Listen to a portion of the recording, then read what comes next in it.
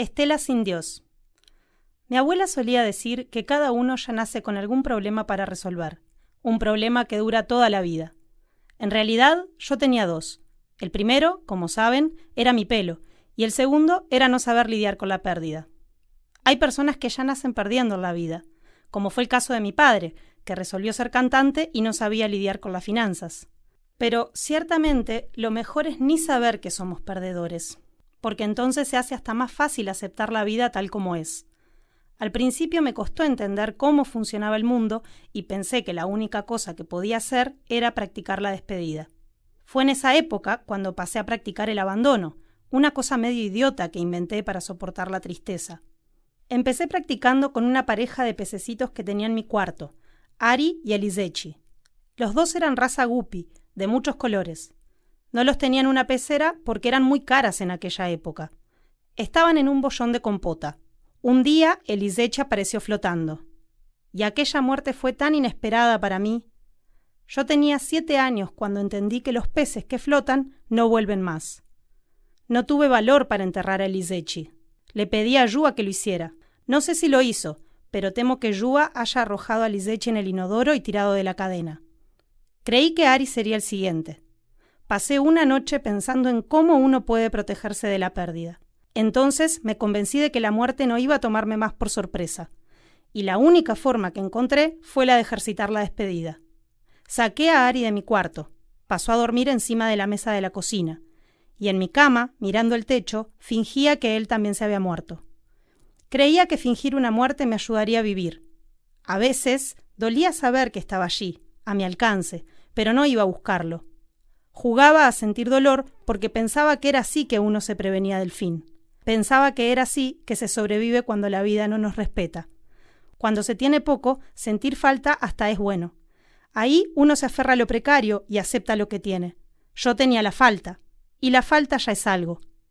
Pero sucede que Ari también murió días después, y entonces vi que era una tontería inmensa eso de querer prepararse para la muerte. Eso lo descubrí también después de aquella conversación que tuve con Teresa. Nadie tiene ese poder de prepararse para las pérdidas, Estela.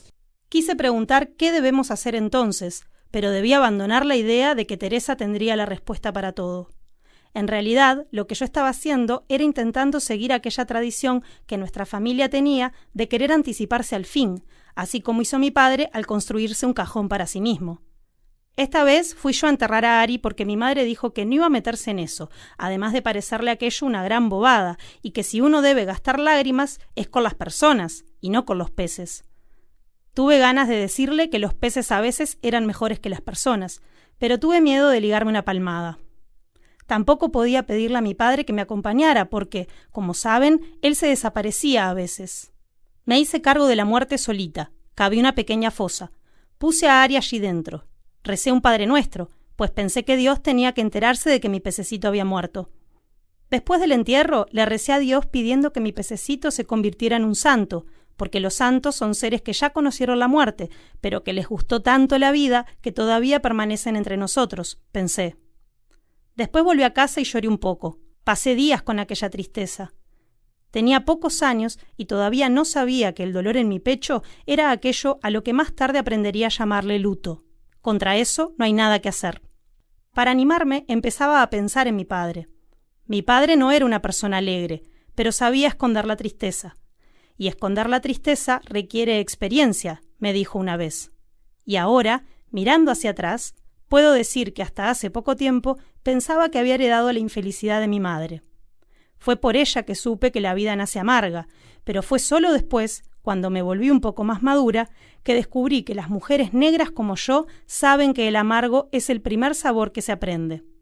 Al principio ni te das cuenta. Así, notas que tu propio cuerpo nació con marcas que van a molestar a las personas para siempre. Tu pelo, tu nariz, tu color, tus ojos.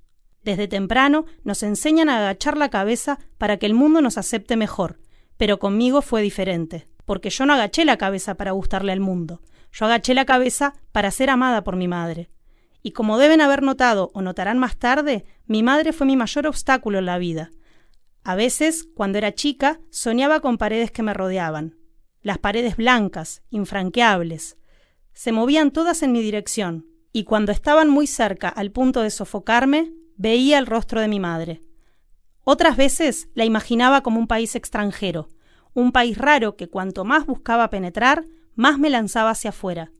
Un exilio cotidiano, desterrada aún estando dentro. Me costó darme cuenta de que tratarme así la alimentaba, y ahora creo que me siento un poco más preparada para hablar de mi madre. En verdad, yo la amaba y le temía, y por eso estaba apurada por crecer, para llegar al momento en que yo pudiera ser amada y temida por ella, en una especie de igualdad entre madres e hijas, pero tal vez yo ya sospechaba que todas las madres se parecen un poco a Dios, valientes y frágiles como un león dormido. Y me pasa que a veces todavía me siento débil al hablar sobre las madres y sobre Dios. Y la imagen de Dios no debería ser la de la desigualdad. Deberíamos estar hombro a hombro con Él, tener la misma altura, así como las hijas que, por causa del tiempo, del dolor y de la experiencia, se vuelven madres de las madres. Fragmento inédito de la novela homónima a ser publicada en 2017.